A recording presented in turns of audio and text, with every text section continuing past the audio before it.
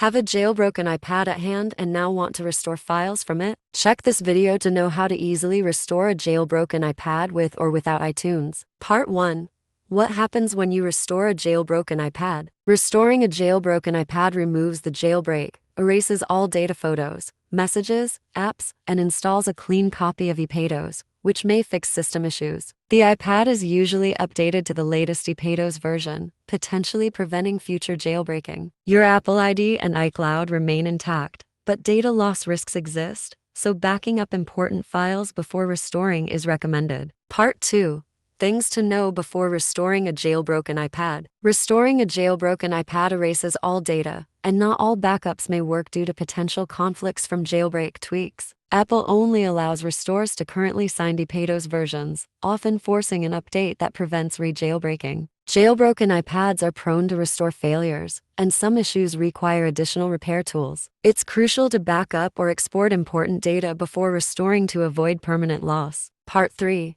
How to restore a jailbroken iPad using iTunes or Finder. Restore jailbroken iPad with iTunes, Windows, older macOS. To restore a jailbroken iPad using iTunes on a Windows PC or Mac macOS, Mojave or earlier, connect the device to the computer, open iTunes, and select the iPad icon. Click Restore iPad to remove jailbreak files and reinstall iPadOS. This process erases all data and usually upgrades the iPad to the latest signed iPadOS version. After the restore, set up the iPad as new. Restore jailbroken iPad using Finder, macOS, Catalina and Later. On macOS Catalina or newer, use Finder to restore a jailbroken iPad. Connect the iPad via USB, select it in the Finder sidebar, and put it in recovery mode if needed. Click Restore iPad, confirm, and wait for Finder to download and install the latest iPadOS version. After the restore, complete the setup process. Part 4.